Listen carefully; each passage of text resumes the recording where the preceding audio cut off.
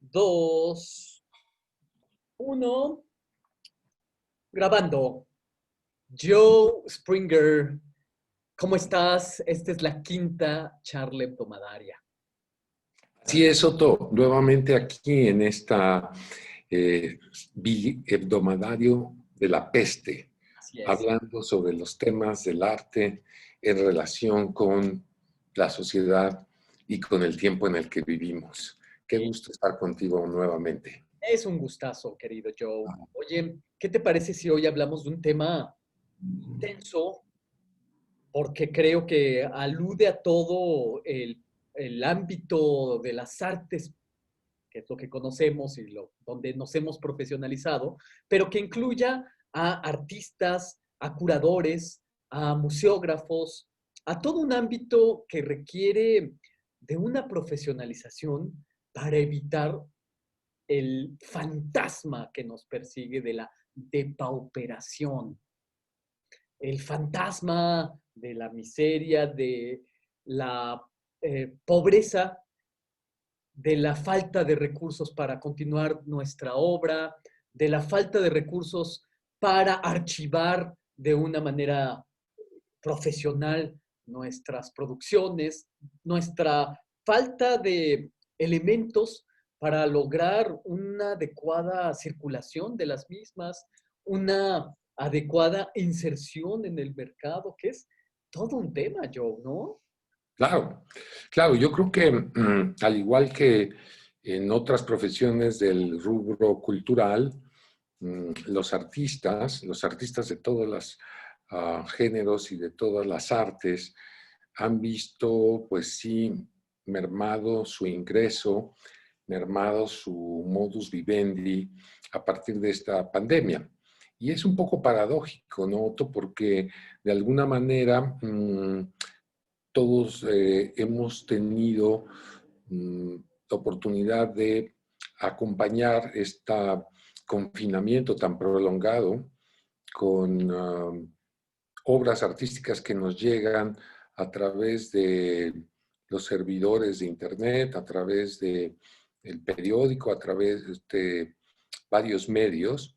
Y esto tampoco se ha ido reflejando en los ingresos de los que hacen esas obras, en la forma de vida de muchos artistas y de muchos gestores y de muchos técnicos que laboran en el arte y que gracias a ellos podemos acompañar estos momentos de crispación emocional, por decirlo de una forma, con el arte.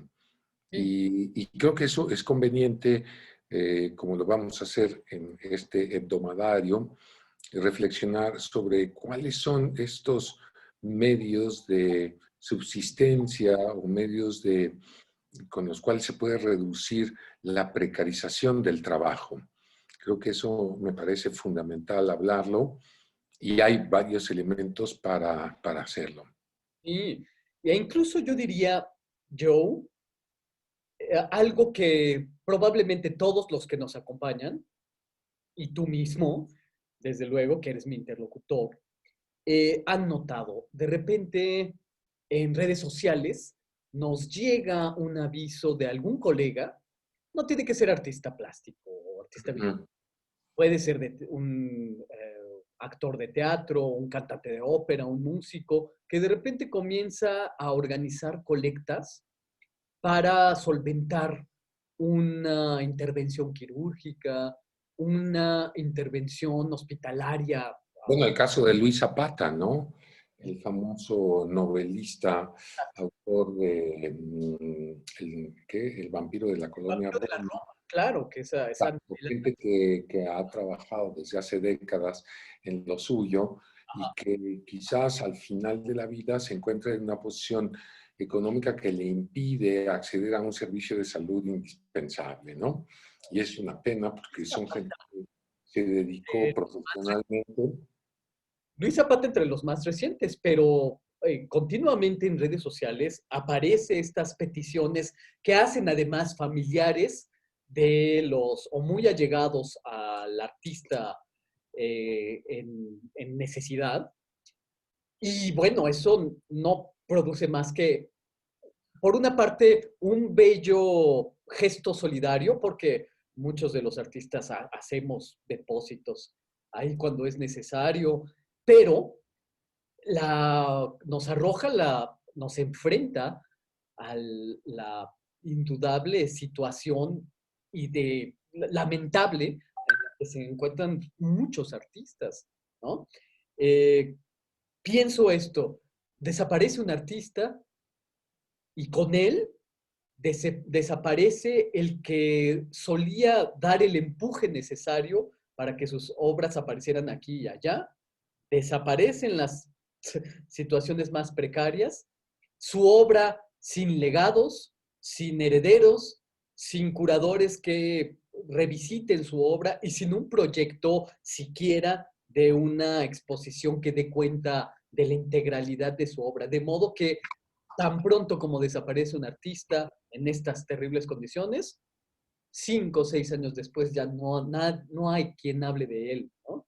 Es una situación a la que últimamente me he sentido muy sensible, no porque esté buscando la absoluta trascendencia, pero lo noto en colegas, en artistas que yo admiro, en casos que, por ejemplo, por poner uno muy connotado, a los pocos años de la muerte de José Luis Cuevas, que desde luego no murió en condiciones precarias, en su situación económica, desde luego que no, pero a los poquísimos años de su muerte nos damos cuenta de cuán necesaria era la presencia de José Luis Cuevas para echar a andar la obra de José Luis Cuevas, como si el museo requiriera de su presencia. Hace algunos meses me dio una vuelta por el Museo Cuevas y está en un estado deplorable.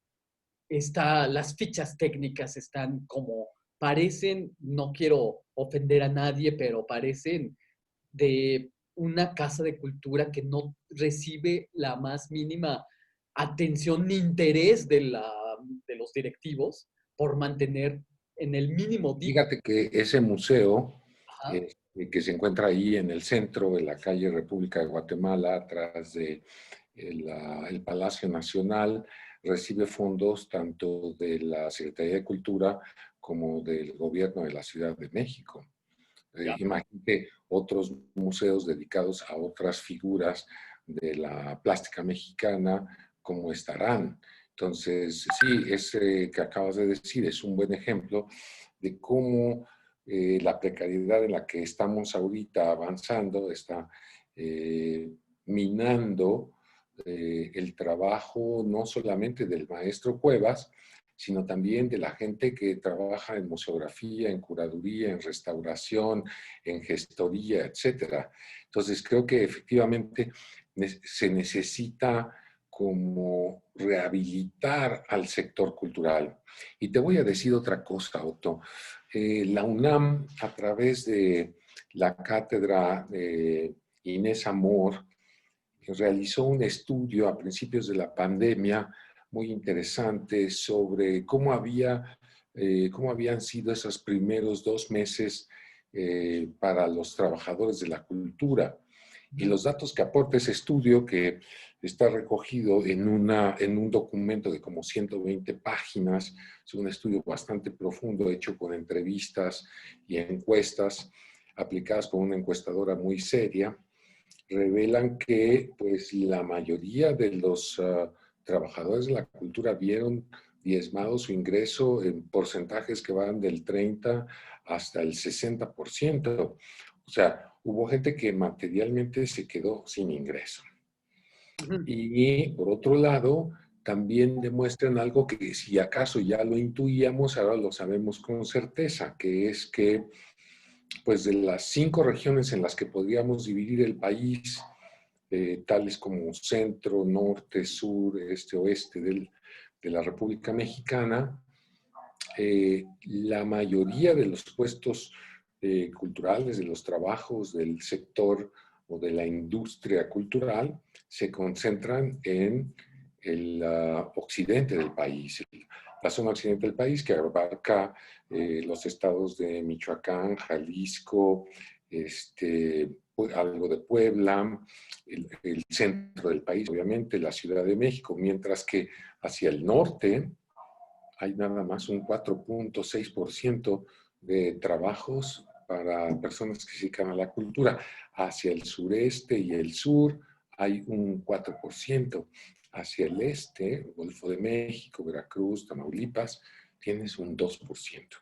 Entonces quiere decir que toda la industria cultural está cargada hacia el occidente del país. Si tú vives al norte, sur y al este del país, no vas a encontrar mucho trabajo, no vas a encontrar muchas oportunidades. Uy, sí, sí, sí. Sí, lo que me lleva al tema de, vuelvo a esto que ya había planteado y que comenzamos a delinear un poco, que es, por una parte está la depauperación laboral, la absoluta profesionalización que requiere un artista para vérselas con estas dificilísimas circunstancias, saber cómo vender un cuadro, saber cómo, en cuánto venderlo, saber a quién vendérselo, porque aceptémoslo, no siempre la venta directa produce mucho más utilidad cuando se vende, por ejemplo, a un familiar. La venta directa muchas veces nos resarce en lo inmediato, ¿no? O sea, para pagar una, Claro, una deuda, pero, por ejemplo, al mismo tiempo que estamos en un momento de absoluta depauperación, al mismo tiempo, Eugenio López de la colección Cumex compra una obra de 30 millones de dólares a Damien Hirst. Es decir, ahí la disparidad, el abismo resulta incluso fantasioso. Uno dice, ¿cómo se accede a ese, si es que se desea, por una parte, cómo se produce una profesionalización tal que permita vender una obra a un coleccionista con todos los requerimientos que necesita una obra para ser comprada por un coleccionista de esas magnitudes? O menor, si quieren. Aquí me fui como al grado superlativo. Pero ajá. lo que quiero decir es qué herramientas requiere un artista para saber deambular las asperezas de su vocación artística y solventarla.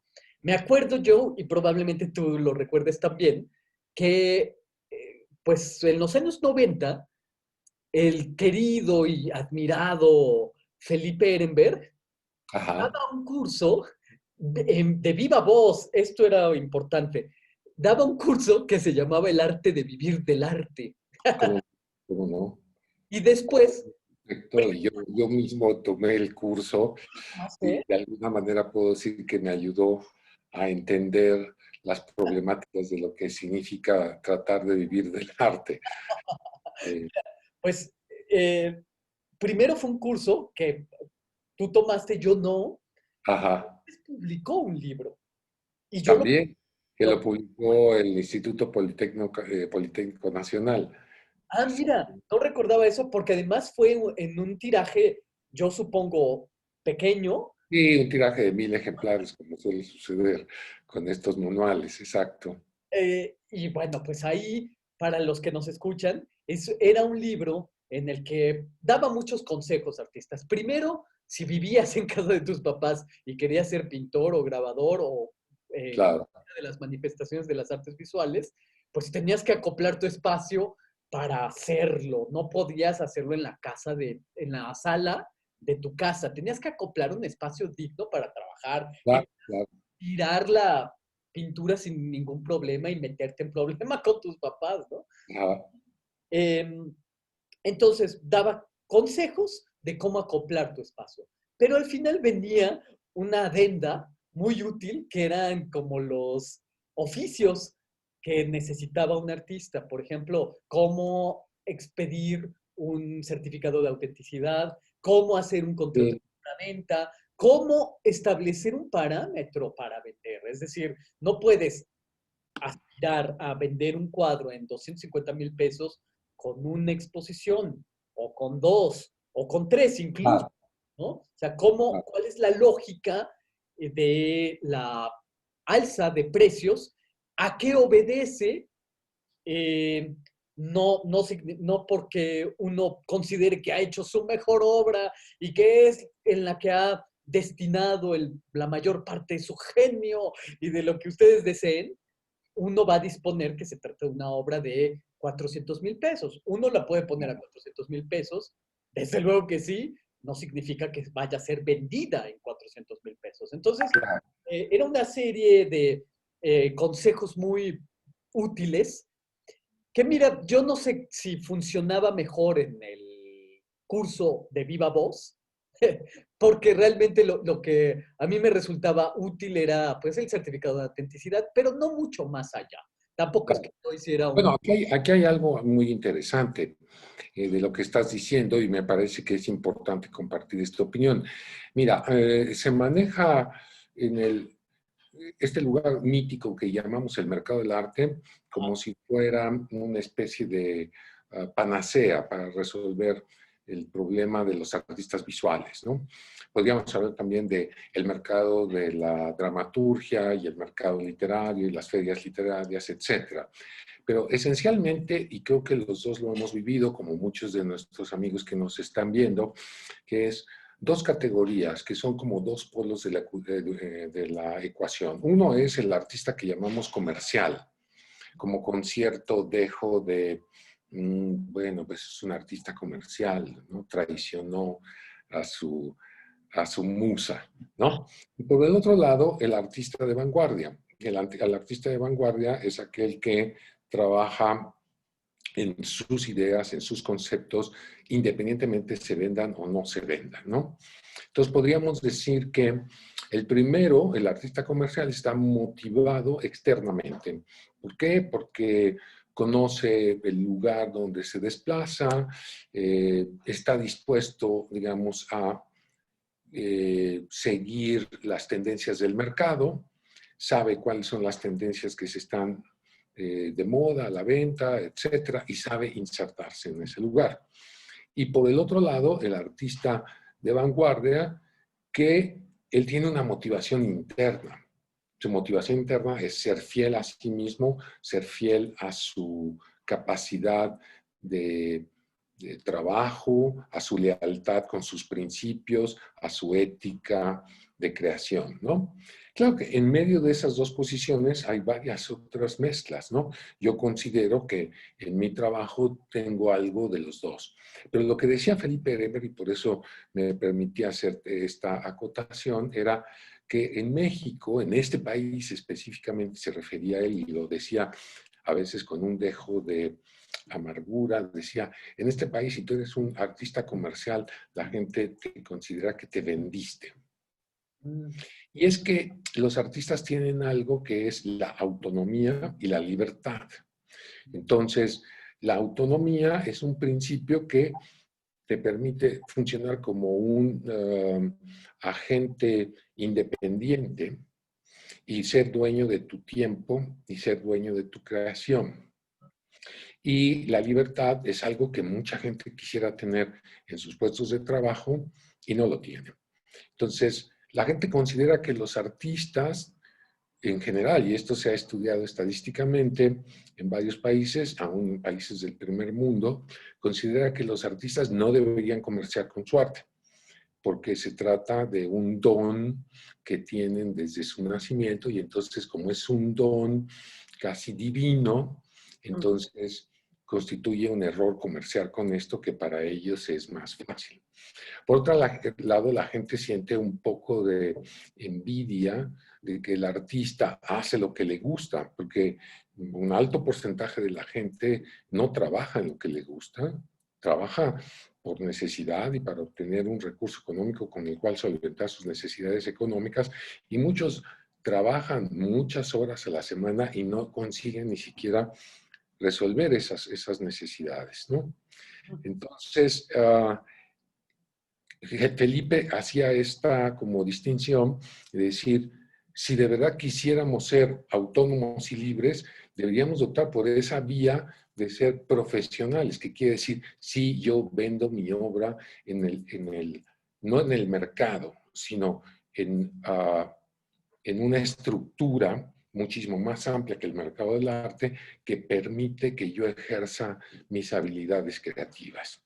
Y eso me parece importante porque, mira, si el artista de hoy quisiera vivir de su trabajo y no depender de la venta dentro de un mercado del arte mítico, tendría que empezar a ponerle precio a todo lo que sabe hacer. Porque tú, por ejemplo, eres un artista visual, pero también eres maestro de filosofía, eres colaborador de Radio UNAM, tienes varios talentos y estás tratando de monetarizar esos talentos. Y eso te permite tener varias entradas.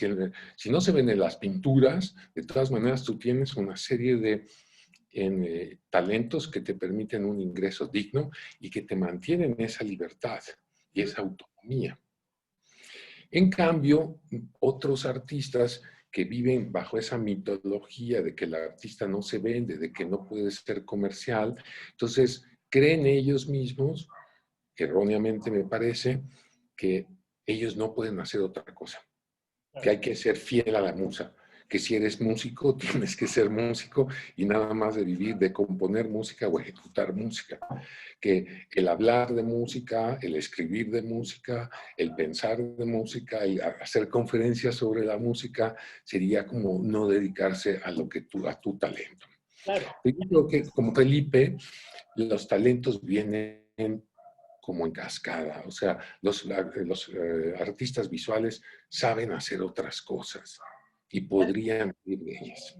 En Felipe Ehrenberg había esto de la multiplicidad de caminos que elegía para sus creaciones. Es decir, podía participar en las ambientaciones y en las instalaciones del grupo Proceso Pentágono, lo mismo que producir una serie de gráfica, de estampa, para después hacer una serie de programas para la radio o para la tele, en fin, una enorme cantidad de actividades que daban cuenta de un interior muy inquieto y que creo que es como el que en buena medida puede servir de ejemplo, porque ahora no solamente es privativo de los artistas, este, lo que se llama el cultural slashers, ¿no? El diagonal tal, soy pintor, diagonal locutor, diagonal. Ah, ese término no me lo conocía, está buenísimo. Cada vez es más, eh, Ajá.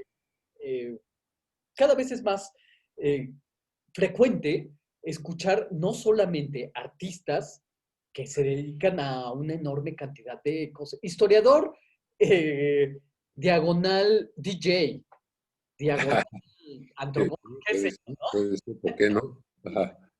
Pero, y precisamente ahí está otro de los aspectos.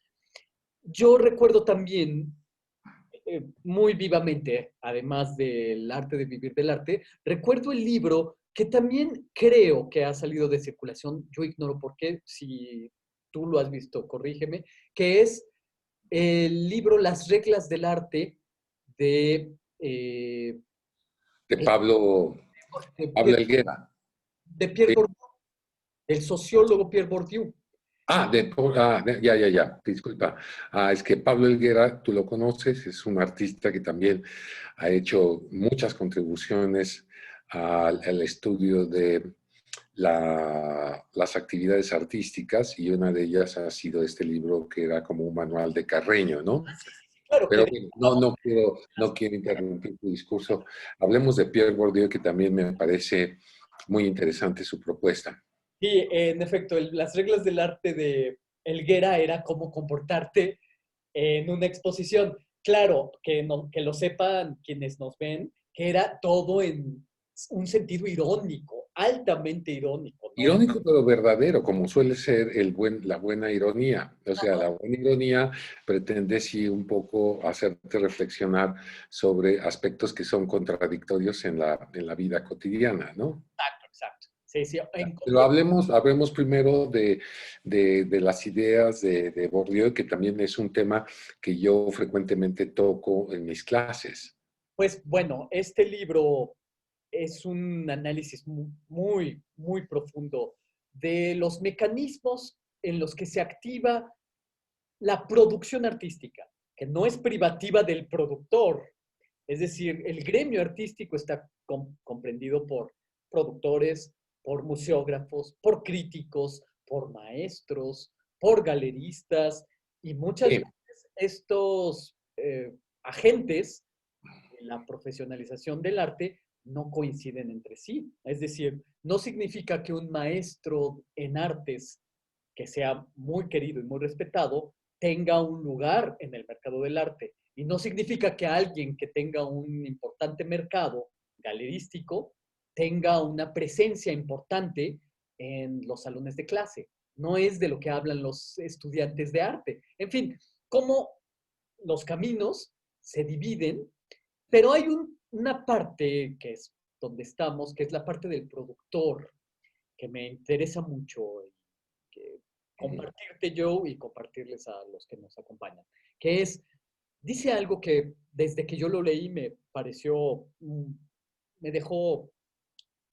muy sorprendido, no lo creí en su momento, pero decía Pierre Bourdieu que para que un artista pudiera lograr una cierta presencia en el gremio, requería por lo menos de 10 años de producción sin retribución. 10 años de producción sin retribución. Aquí abro una pregunta. ¿Qué empresa, digo, si hubiera algún economista entre los que nos acompañan, qué empresa soporta 10 años de producción sin contribución? Sin retribución, mejor dicho. Ninguna.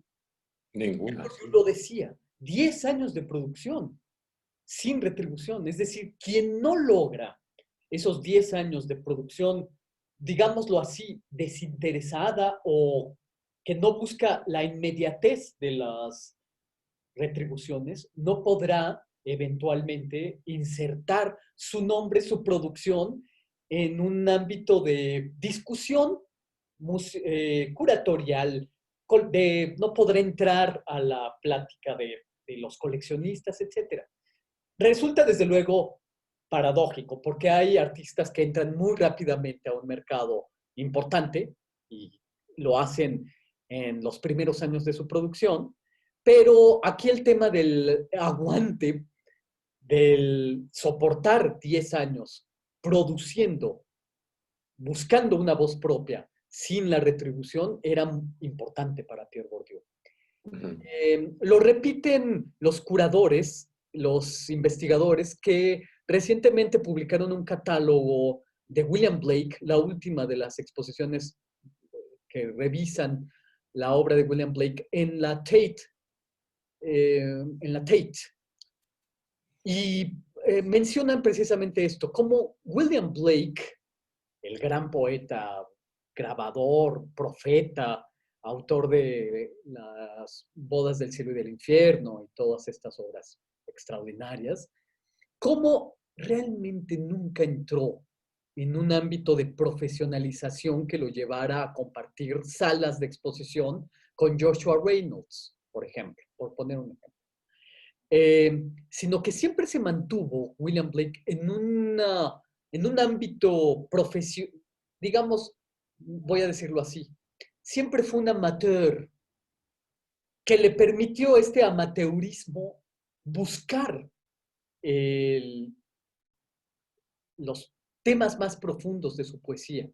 Si él hubiera pertenecido a un estatuto de artista productor como Joshua Reynolds, nunca hubiera podido dar rienda suelta a su imaginación, a su fantasía, a sus producciones de tal modo como lo hizo.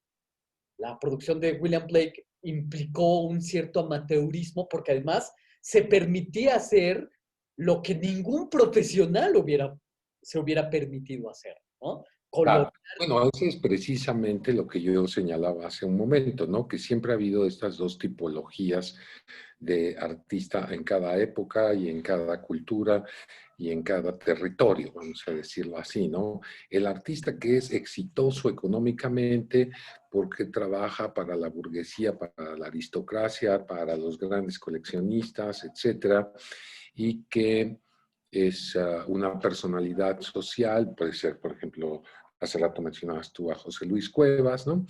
Como el ejemplo de ese artista que es adorado por las élites, ¿no? Y luego el artista de vanguardia que tiene toda la libertad, toda la autonomía para hacer y crecer y destruir y volver a crecer y volver a crear, pero que desgraciadamente no está favorecido por la economía.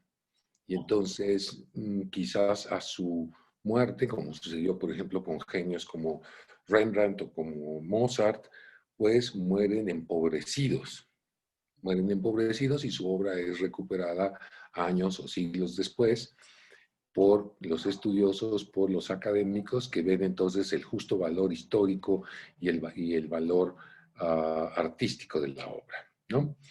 Pero quizás ahorita, en esta época, y sobre todo en este año de pandemia, las cosas están cambiando aceleradamente y sería interesante ver cómo está la situación ahorita, qué es lo que está pasando en términos generales, no digo dentro de toda la sociedad, pero sí dentro de la comunidad artística y de la comunidad cultural. Y quisiera que me permitieses compartir con ustedes este documento que me parece sensacional y que fue elaborado en esta encuesta hecha por la cátedra Inés Amor, porque me parece que aquí están los números. Es la primera vez que vemos los números, cómo se desempeña la actividad económica en la cultura. Entonces, observemos esto, ¿no? Estos son los resultados de las primeras preguntas de un cuestionario de 33 preguntas que se aplicó en la Ciudad de México como a 4.500 personas en el mes de mayo de 2020. Todas estas personas que respondieron son personas que trabajan en el sector cultural. Entonces, en el nivel del sexo, digamos que en la cultura trabaja el 52% son mujeres y el 43% son hombres, ¿no? En los rangos de edad, algo que tú mencionabas hace un momento con respecto al estudio de Pierre Bourdieu, si tú tienes menos de 24 años, es probable que no tengas un trabajo en el sector cultural. Los trabajos del sector cultural se concentran entre los 25 y los 55 años. Aquí es donde tenemos aquí un 39, digamos un 40 y un 39. Aquí otro 40. El 80% de los trabajos de cultura están aquí. Y existe también en este sector trabajo para gente que tiene más de 56 años, cosa rara porque en otros sectores de la economía no va, ¿no? Luego, observemos en el nivel educativo, la mayoría de la gente que trabaja en sector cultural tiene licenciatura. Y si sumas a eso maestría y doctorado que tienes aquí 19.3 y 5.2, podrías tener 45 más, digamos, 20, 65 más 5, 70%, más estos que están aquí, como el 75% de la gente que trabaja en el sector cultural tiene un alto nivel académico. Y luego, la mayoría vive con su familia. Son pocos los que viven solos. No voy a entrar aquí en esta parte de la discapacidad, hay varios datos ahí, pero la mayoría vive en entornos urbanos y aquí está lo que hace rato decía yo. En México, la mayoría de la gente que trabaja en el sector cultural está viviendo en la región centro-occidente. El monto de ingreso, estos son datos súper interesantes, ¿no?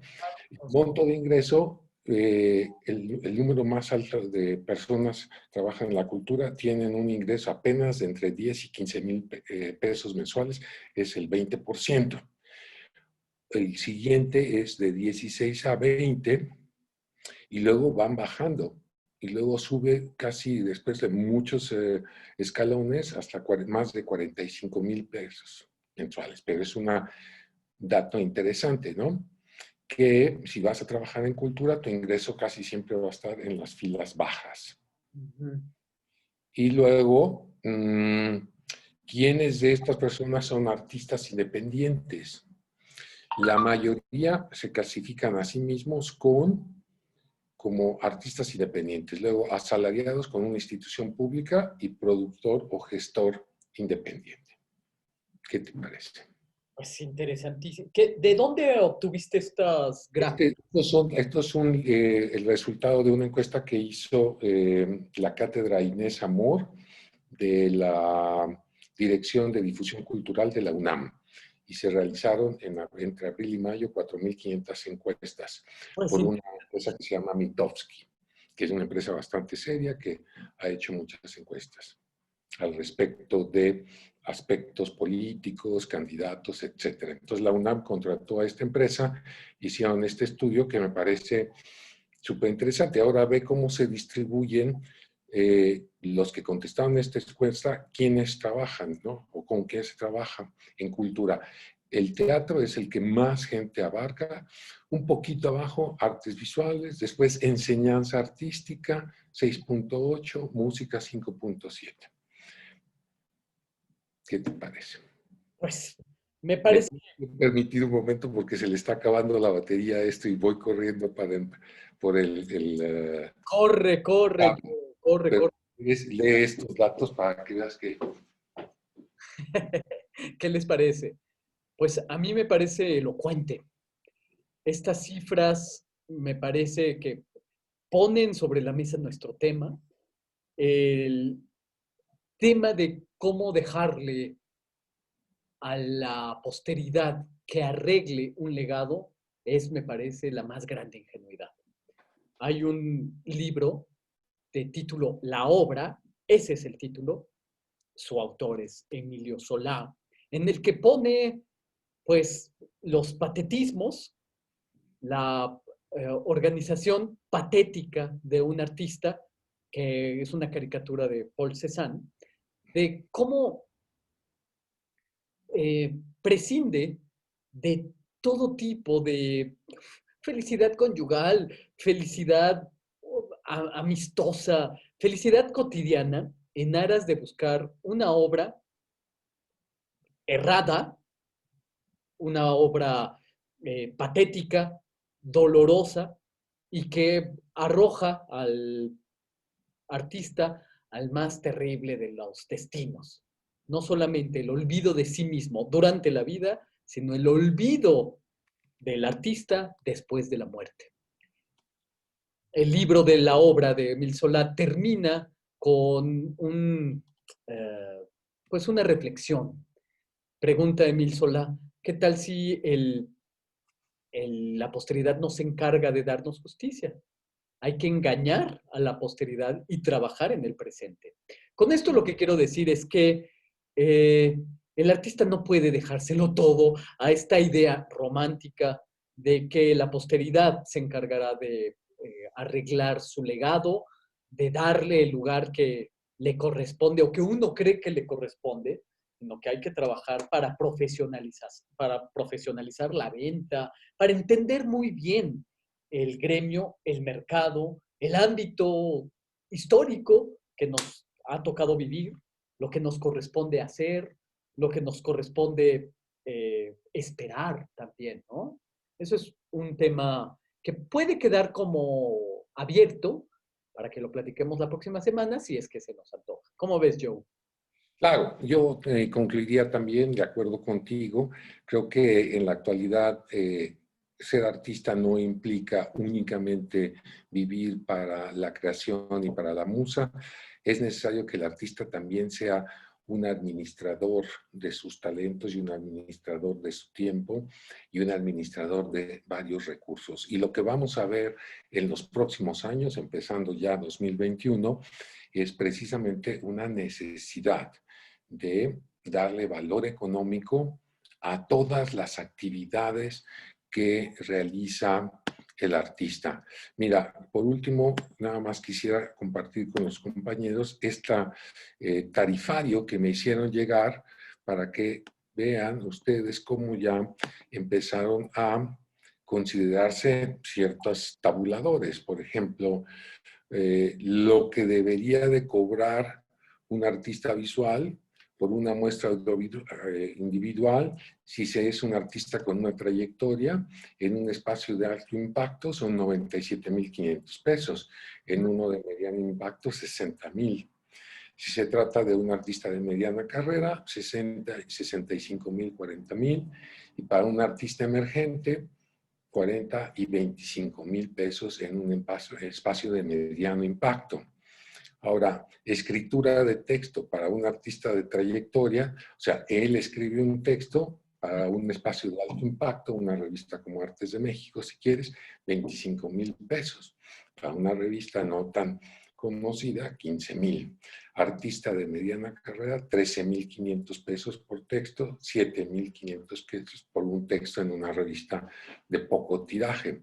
Y así, o sea, charlas, talleres, activaciones, todo viene aquí considerado y está propuesto precisamente para que los artistas empecemos a valorar nuestro tiempo, empecemos a valorar todo lo que hacemos y digamos, ok, yo necesito esta cantidad. Porque hay muchas cosas que la gente que se dedica a la cultura no cobra o que acepta que les digan de antemano cuáles son sus honorarios. Entonces me parece que este tipo de herramientas formarán un criterio para poder cobrar de aquí en adelante de manera más profesional. Magnífico. Oye, ¿y de dónde sale, con base a qué se establece estas tarifas? Bueno, este es un estudio que está hecho a lo largo de Latinoamérica por varios especialistas que se reunieron a trabajar en cuáles son las actividades que se pueden cobrar y ellos establecieron un cuadro tarifario. Y todos los que nos hemos dedicado a la cultura, en alguna ocasión hemos hecho una o varias de estas tareas. Y normalmente aceptamos lo que nos dicen. Pero ya a la formación se formó una organización que incluso por acá abajo está la dirección en la que se puede uno inscribir a ella y se inscribe uno en esa organización y ahí participas en las discusiones para seguir estableciendo criterios económicos para evaluar el trabajo. Y si todos siguiéramos el mismo tabulario, entonces créeme que los ingresos de los artistas mejorarían. Sí, por supuesto. Ya, gracias por compartirlo porque me parece para los que nos acompañan de muchísima utilidad. Y además, no quiero dar la última palabra, pero me gustaría solamente apuntar que la verdad es que los artistas nos hemos despolitizado. Sí, Pero efectivamente. décadas pasadas, no solamente el arte plástico se hacía eco de los sindicalismos, sino Mm. también de las organizaciones, las ligas de escritores, de artistas, como era LEAR, de la que formaban parte muchos artistas de la segunda escuela de muralismo, en fin, siempre en búsqueda de una dignificación laboral, que es precisamente de lo que Sí, prescindimos. se ha perdido un poco la idea del gremio, ¿no? Y yo he visto, por ejemplo, como los joyeros sí tienen un gremio y en ese gremio pagan cuotas y el gremio les proporciona espacios y el gremio ya tiene el entendido de cuáles son los mínimos de cobrar. Entonces, en las artes se ha perdido un poco esa idea. Mira, aquí está la dirección donde puede uno adherir al tarifario y también puedes participar en los conversatorios. Es una cosa latinoamericana, no es nada más de México. Y entonces se ha hecho un estudio equivalente en pesos mexicanos para tener esa representación. Pero aquí está toda la información, la pueden escribir, copiar, participar, incluso distribuir, porque lo que necesitamos es precisamente una idea de qué es lo mínimo que se puede cobrar, sobre todo lo que hacemos en las actividades culturales. Esperamos que la próxima semana sigamos con este interesante tema y yo te agradezco nuevamente el haber estado en esta biendomadario de la peste, Otto. Igualmente, querido Joe. Cuídate mucho, nos vemos en 15 días y ojalá nos acompañen quienes hoy se darán cabal cuenta de esta absoluta necesidad. Por favor, adviértanos comentarios. Claro. Serían muy útiles también para, pues, que no sea solamente este ámbito de ida y de venida entre Joe y yo, sino que los incluya a ustedes. Nuestras herramientas son las del Zoom grabadas, de modo que no tenemos la posibilidad de la respuesta inmediata, pero en la medida de lo posible las incorporaremos a nuestras charlas. ¿Mm? Bueno, yo. Encantado. Nos estamos viendo. Adiós, hasta la próxima.